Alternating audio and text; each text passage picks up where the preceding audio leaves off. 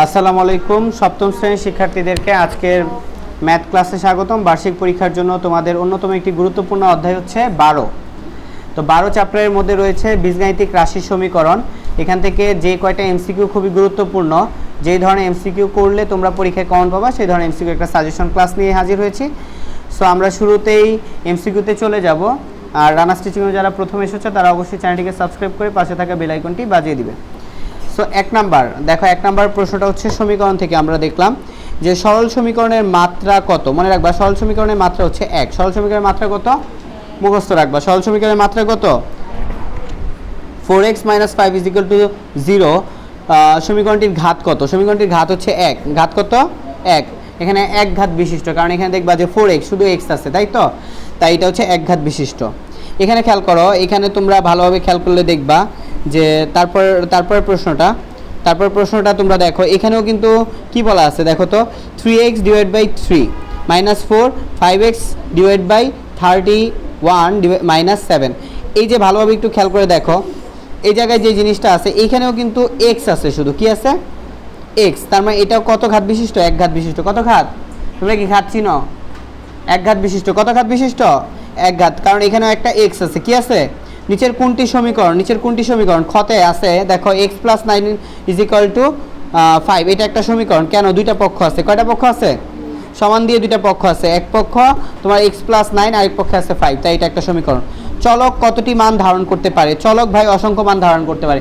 চলক মনে করো যে কি চেঞ্জেবল। চলক তুমি যখন যেই মান নিবা সেই মানই সে ধারণ করবে। বুঝতে পারছি? আর ধ্রুবক কখনোই চেঞ্জ হয় না। ধ্রুবক যেটা সবসময় মান সেটাই থাকে। এরপর আমরা খেয়াল করব, দেখো এরপর আমাদের বলছে যে 6 নাম্বারটা 4x - 1 4x - 1 = 1/x। সমীকরণটি কয় চলক বিশিষ্ট? এইখানেও চলক এক, কারণ এখানে শুধু একটা x আছে। কি আছে? x। তাই এটাও এক চলক বিশিষ্ট। কয় চলক বিশিষ্ট? দেখো 4x - y + 1 x + y। এখানে চলক কয়টা? একটা x একটা y আছে। x আর y আছে, তাহলে চলক দুইটা। চলক কয়টা? দুইটা।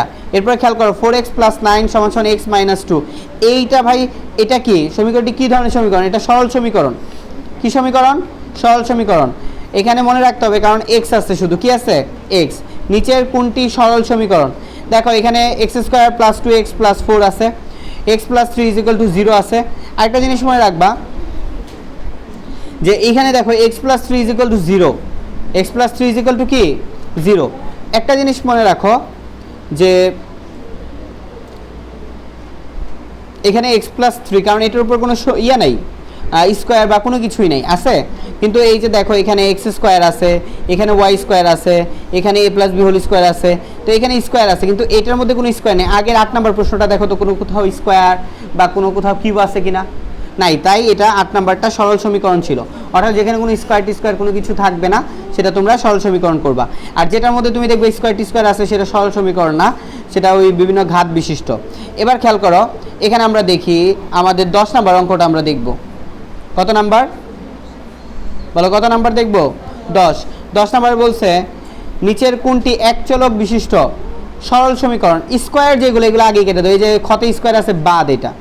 তারপরে কতে দেখো y আছে, এটা তো এক চলক হয় না, কারণ x একটা চলক y একটা চলক, তাহলে এটাও বাদ। দুইটা চলক আছে। গতেও স্কোয়ার আছে, এটাও বাদ। তাহলে আমার স্কোয়ার নাই কোনটায়? আর শুধু x আছে কোনটায়? 4 নাম্বারটায় 3x + 5 = 8। একটা চলক আছে আর কোনো স্কোয়ার নাই। এরপরে আমরা খেয়াল করবো, তোমরা কি বুঝতেছো বলো তো? বুঝতেছো? ফাইন। সো খেয়াল করো 11 নাম্বারটা আছে 2y - 5 = 9। সমীকরণে প্রক্রিয়া চিহ্ন কোনটি? প্রক্রিয়া চিহ্ন মাইনাস, এটা কে না জানে? আমরা তো প্রক্রিয়া প্রতীক চিনছি। প্রক্রিয়া প্রতীক এখানে মাইনাস। কত? এরপর 12 নাম্বারটা খেয়াল করো 3 × 2/9x - 4 = 0। সমীকরণটিতে x চলকের সহগ কত? x চলকের সহগ আমি একটু তোমাদেরকে বুঝাই। x চলকের সহগ কত? এখানে ঘটনা আছে। ঘটনাটা কি? ঘটনাটা হচ্ছে এই যে দেখো 3 এর সাথে 2/9 এর গুণের সম্পর্ক। কিসের সম্পর্ক? আবার -4 এর গুণের সম্পর্ক। আমরা 2/9 এর সাথে এভাবে গুণ করব। 2/9 এর সাথে আমরা এভাবে গুণ করব। 3 এর সাথে আমরা যদি এভাবে গুণ করি 2/9, আর এক্সটাকে আমরা পাশে রাখলাম, তাই তো। আর -4 × 9, 4 × কি 9। এখন দেখো একটু খেয়াল করো, আমরা কাটাকাটি করি। 3 × 3 = 9, নিচে 3 থাকতেছে, উপরে 2 থাকতেছে। তাহলে x এর সামনে কি থাকতেছে? 2/3। x এর সামনে কি থাকতেছে? 2/3। তাহলে আমাদের x এর চলক ইয়া কত? সহগ কত? 2/3। x এর সহগ কত? 2/3। আশা করি বুঝতে পারছো? মানে আগে তুমি গুণ করবা 3 দিয়ে, আগে তুমি এটাকে গুণ করবা 3 দিয়ে 2/9কে আগে গুণ করবা, যেহেতু গুণের সম্পর্ক। গুণ করে তারপরে কি করবা, তারপরে তুমি কাটাকাটি করে এক্স এর সহগ চেয়েছে তাই এতটুকু গুণ করলেই হবে, -4 পর্যন্ত যাওয়া লাগবে না। আশা করি বুঝতে পারছো নাকি বুঝো নাই? যদি বুঝা থাকো, বুঝছো তো নাকি বুঝতে পারো নাই বলো? এবার দেখো 5x - 8 = 0। এইখানে মানে ধ্রুবপদ কোনটি ভাই? ধ্রুবপদ কোনটি মনে রাখবা যে -8 ধ্রুবপদ, -8 ধ্রুবপদ। কেন -8 ধ্রুবপদ খেয়াল করো। আমি যদি x এর যে কোনো মান বসাই তাহলে কি 5 এর সাথে x এর ওই মানটা গুণ হয়ে কি বিভিন্ন মান হইতে পারে না? ধ্রুবপদ মানে কি? যেটা আনচেঞ্জেবল, সেটা হচ্ছে ধ্রুবপদ। বলছে কি এখানে দেখো, এখানেও তোমাকে একই প্রশ্ন করছে যে এইখানে ধ্রুবপদ কত। আমরা আগে গুণ করব, আগে কি করব? গুণ।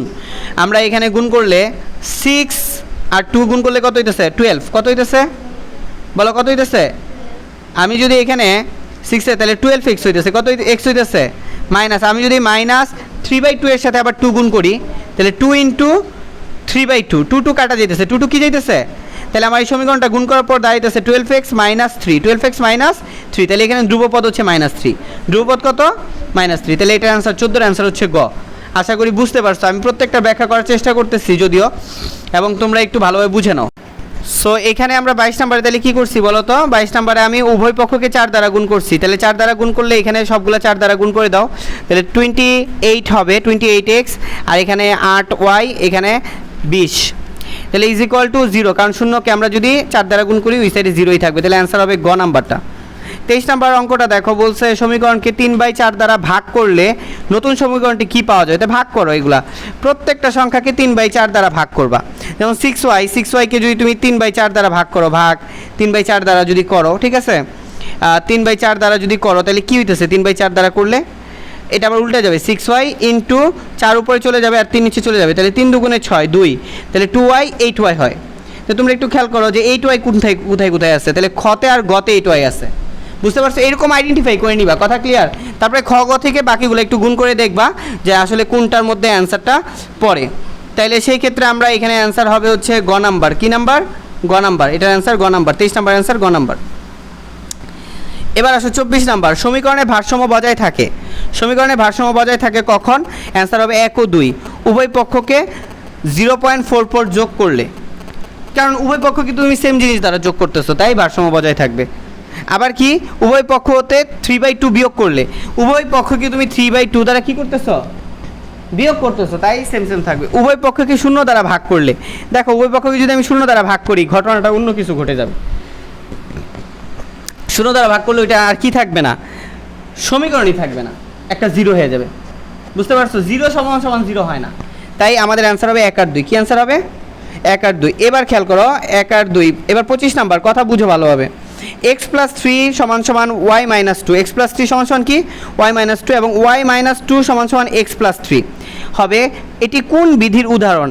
এইটা কোন বিধির উদাহরণ? এটা হচ্ছে প্রতিসাম্য বিধির উদাহরণ। প্রতিসাম্য বিধিতে উল্টায় দেওয়া যায়, অর্থাৎ এই পাশকে ডান পাশকে বাম পাশে নিয়ে যাওয়া যায়, বাম পাশকে ডান পাশে নিয়ে যাওয়া যায়, ডান পাশকে বাম পাশে নিয়ে যাওয়া যায়, বাম পাশকে ডান পাশে নিয়ে যাওয়া যায়। এবার একটু খেয়াল করো 22 নাম্বার প্রশ্নটা আমরা একটু দেখি, 26 নম্বর প্রশ্নটা দেখি। 4x + 22 30 হতে 4x = 30 - 22। দেখো এই যে 30 আছে প্লাস 22, এই পাশে আমরা পক্ষান্তর করে -22 নিছি, পাওয়া যায় কোন প্রক্রিয়া অনুসরণ করে? এটা হচ্ছে পক্ষান্তর বিধি। এটা তো পক্ষান্তর করা সেই ক্লাস 4 থেকে শিখতেছো, 4 একটা অঙ্ক ছিল মনে আছে, 4 থেকে শিখতেছো, তাই না? তাহলে এটা আমরা পক্ষান্তর বিধির মাধ্যমে শিখলাম। কোন বিধি? 27 নাম্বার প্রশ্ন কি বলছে একটু দেখো। 27 নাম্বার প্রশ্ন, 11x + 58 = 113 আর কি 113 সমীকরণটিতে পক্ষান্তর বিধি প্রয়োগ করলে নতুন কোন সমীকরণ পাওয়া যায়? বা ইজি জিনিস। কি ইজি জিনিস? আমরা তো এগুলো করাইছি সমীকরণ, এই অধ্যায় সমীকরণে যা করাইছি। 58টাকে ওই পাশে নিয়ে যাবা, 58 ওই পাশে নিলে কি প্লাস থাকবে না মাইনাস থাকবে? 113 থেকে কি হবে? প্লাস হবে না মাইনাস হবে? তাহলে -58 হবে। মাইনাস কি হবে? 58। নাজনীন কি বুঝতে পারছো? মাইনাস কি হবে? 58। তাহলে আমরা যদি 113 থেকে -58 দিয়ে ক্যালকুলেটার চাপো তো 113 থেকে 58 মাইনাস করো তো, ক্যালকুলেটার কই তোমাদের সামনে? 113 থেকে 58 মাইনাস করো, হোয়ার? কোথায় ক্যালকুলেটার কোথায়? একটু দ্রুত করো, টাইম নেই। তা মাইনাস করলে 55 থাকে, কত থাকে? 55। এখানে 11 কি গুণ আকারে আছে না? 11 কি আকারে আছে? সো এখানে 11 গুণ আকারে আছে, কি আকারে আছে? এই খেয়াল করো, কি আকারে আছে? গুণ আকারে আছে। 11x সমান সমান 55। এই পাশের 11টা ওই পাশে কি হবে বলো তো তুমি? এই তোমরা বলো কি হবে? হ্যাঁ কি হবে? পক্ষান্তর করলে কি হবে? পক্ষান্তর করলে কি করবা? 11টাকে কোথায় নিবা? পক্ষান্তরিত করে কি হবে? যোগ হবে, বিয়োগ হবে, ভাগ হবে, গুণ হবে? বিয়োগ হবে। এখানে 11 গুণ আকারে আছে, বিয়োগ হবে। এই 11টা 55 তো এখানে বিয়োগ করছি, এখানে এই যে 113 থেকে 58 বিয়োগ করি তো 55টা পাইছি। এখন 11x আছে, ওই পাশে কি হবে? ভাগ হবে। গুণ থাকলে ভাগ হয়, এটা তো বলতে হবে, বুঝতে হবে। তাহলে 11 যদি আমি ভাগ করি তাহলে x = 5 হয়। কত হয়? 5। তাহলে x এর মান কত হইতেছে? গ হইতেছে, অ্যান্সার হইতেছে ওইখানে এই যে এইখানে পুরো সমীকরণটা 11x - 55 এটা আসে।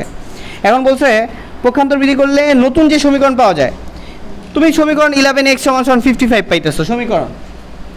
তুমি যদি কি করছে, খালি পক্ষান্তর বিধি করছে, খালি পক্ষান্তরটা করছে, অর্থাৎ বিয়োগটা করছে এই পর্যন্ত, তখন তুমি এই দ্বিতীয়টা খটা অ্যান্সার হবে।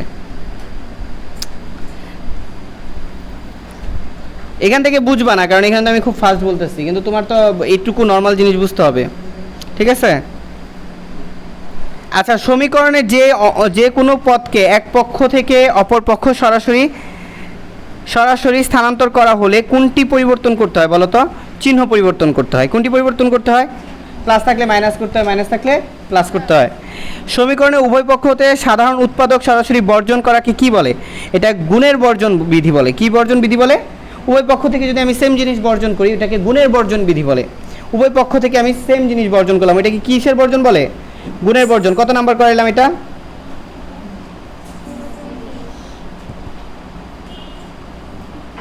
কত?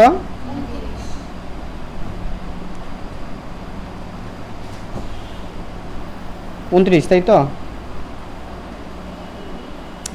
30 নাম্বারটা দেখো, সমীকরণের উভয় পক্ষ হতে একই চিহ্ন বিশিষ্ট সদৃশ পদ বাদ দেওয়ার পদ্ধতির নাম হচ্ছে, দেখো আমি আবার বলতেছি, সমীকরণের উভয় পক্ষ হতে একই চিহ্ন বিশিষ্ট সদৃশ পদ, চিহ্নটা সেম, একই চিহ্ন বিশিষ্ট সদৃশ পদ যদি বাদ দিতে চাই, একই চিহ্ন বিশিষ্ট সদৃশ পদ যদি বাদ দিতে চাই, একটা হচ্ছে সাধারণ উৎপাদক যদি আমি সরাসরি বাদ দিতে চাই সেটা হচ্ছে গুণের বর্জন পদ্ধতি বা বিধি। আর একই চিহ্ন বিশিষ্ট সেম পদ, মনে করো এই পাশে -2 আছে, এই পাশে -2 আছে, আমি দুইটাই বাদ দিতে চাই, এটাকে বলে হচ্ছে যোগের বর্জন বিধি। কিসের বর্জন বিধি? এখানে একটা খেয়াল করো, 4(2x + 1 4x - 2 সমীকরণের ক্ষেত্রে গুণের বর্জন বিধি অনুযায়ী নিচের কোনটি সঠিক? গুণের বর্জন বিধি অনুযায়ী খেয়াল করো, একটা নর্মাল জিনিস, সেম উৎপাদক, 4 এখানে আছে, 4 এখানে আছে, সেম উৎপাদক আছে, তো এই দুইটাকে আমি বাদ দিয়ে দিলাম, তাহলে আমি নতুন উৎপাদক পাইতেছি, নতুন পাইতেছি, সমীকরণ পাইতেছি 2x + 1 x - 2। এরপর একটু খেয়াল করো, এরপর এখানে বলছে যে 32 number 4x + y - 8 = 2x + k - 8 বা 4x + y, 4x + k y মানে -8 বাদ দিছি, কি বাদ দিছি? দেখো সেম চিহ্নযুক্ত জিনিস বাদ দিছি, তাহলে এটা কি? এটা হচ্ছে যোগের বর্জন। সেম চিহ্ন মানে যেহেতু সেম চিহ্ন বাদ দিছি আমরা, সেম চিহ্নযুক্ত জিনিস বাদ দিছি, তাই এটা কি হবে? যোগের বর্জন। কি হবে বলো? এই মিহা বলো, এটা কি হবে? যোগের বর্জন। এরপর খেয়াল করো, 2x + 1 = 5x - 8 বা 5x - 8 মানে উল্টাই দিলাম, এটা একটু আগে আমরা এরকম একটা এমসিকিউ করেছি, প্রতিসাম্য বিধি। এটা কি? প্রতিসাম্য বিধি। কোন বিধি ব্যবহার করে 3x / 8 - 4/5 = 0 সমীকরণ থেকে আমরা এটা, দেখো এটা কিন্তু খুব ইজি, 15x = 32 বানাইতে পারি। এখানে আমি তোমাদেরকে বুঝাই যে এটা আসলে আমরা আর গুণন করছি কীভাবে? 3x - 8, এই যে এটা মাইনাস আকার আছে না, 4/5 মাইনাস আকার আছে না, ওই পাশে গেলে এটা প্লাস হয়ে যাবে, 4/5 প্লাস হয়ে যাবে, কী হয়ে যাবে?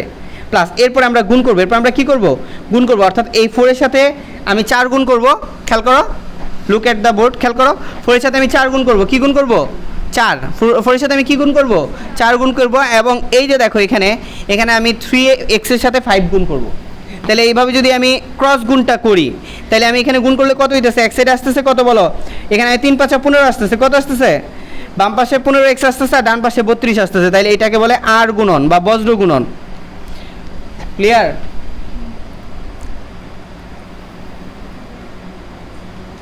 আশা করি বুঝতে পারছো নাকি বুঝো নাই?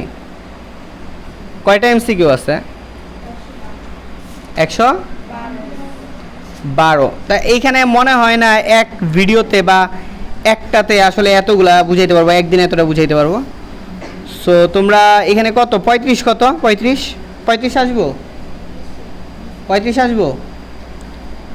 112 হইলে 50টা করে এখন। সো তোমরা খেয়াল করো, 35-এ বলছে এ বি সি এর যে কোনো মানের জন্য, এবিসি এর যে কোনো মানের জন্য 35 নাম্বার, এবিসি এর যে কোনো মানের জন্য, এবিসি এর যে কোনো মানের জন্য দেখো এখানে এ প্লাস বি, এ প্লাস বি, বলো কি এ প্লাস বি, বি প্লাস এ সেমই হবে, এ প্লাস বিতে যে মান হবে বি প্লাস এতে একই মান হবে। এ বি সমান সমান বি এ একই জিনিস, এ আর বি গুণ করলে যা পাবো বি আর এ গুণ করলে একই জিনিস পাবো। এখানে খেয়াল করো এ বি প্লাস সি, এটাকে যদি আমরা আবার সমান সমান এ বি প্লাস এসি লিখি সেম, কারণ এর সাথে আমি বি গুণ করলে এ বি হয়, এর সাথে আমি সি গুণ করলে এসি হয়, তাহলে এখানে অ্যান্সার 1 2 3, অ্যান্সার কি 1 2 3। বাম পক্ষের লব ইন্টু ডান পক্ষের হর সমান সমান বাম পক্ষের হর ইন্টু ডান পক্ষের লব। এটা বলছে উপরের তথ্যটি কোন বিধির জন্য প্রযোজ্য। উপরের তথ্যটি মনে রাখবা যে আর গুণন বিধির জন্য প্রযোজ্য। কোন বিধির জন্য প্রযোজ্য? আর গুণন, মানে ক্রস গুণন যেটা। এখানে 37 নাম্বারটা খেয়াল করে একটু ভালোভাবে, 1/4 13x - 8 সমান সমান 2/3 7y + 5 সমীকরণটিতে উক্ত বিধির প্রয়োগ করলে কি পাওয়া যায়? ভাই আগে সমীকরণটা করবা, আগে কি করবা? সমীকরণটা করবা, এরপর আর গুণন করে দেখবা ক অ্যান্সার হবে। এটা তোমরা করবা, এটা তোমাদের হোম টাস্ক। অ্যান্সারটা আমি বলে দিলাম ক, এটা খাতায় করবা ব্যাখ্যা দিয়ে। এরপরে যোগের সমীকরণ দেখো, একটি ত্রিভুজের বাহুগুলোর দৈর্ঘ্য, বলো একটি ত্রিভুজের বাহুগুলোর দৈর্ঘ্য x সেমি আর 3 সেমি আর হচ্ছে 4 সেমি। একটা ত্রিভুজের তো 3টা বাহু থাকে তাই না? এখন দেখো পরিসীমা হচ্ছে 12 সেমি, x এর মান কত? তুবা বলো তো আমাকে যে ত্রিভুজের পরিসীমার সূত্র কি 3 বাহু দেওয়া থাকলে? এইখানে আমরা যে কাজটা করব, এখানে আমরা একটা কাজ করব, এই 3টা যোগ করব, x + 3 + 4 যোগ করলে সমান সমান 12, কারণ 3 বাহু যোগফল ইকুয়াল টু কি 12। ব্যাখ্যাটা খেয়াল করো, তাহলে x সমান সমান কি? x সমান সমান এই 3 আর 4 এই পাশে নিয়ে নিবা, মানে 7, তাহলে 12 - 7, তাহলে x সমান সমান 5, x সমান সমান কি 5। তাজিনের নিকট রাজিন অপেক্ষা 13টি চকলেট বেশি আছে। যদি রাজিনের কাছে মানে রাজিনের কাছে কি 8টি চকলেট থাকে, তবে তাজিনের নিকট কতটি চকলেট আছে? এটার অ্যান্সার 21টি হবে।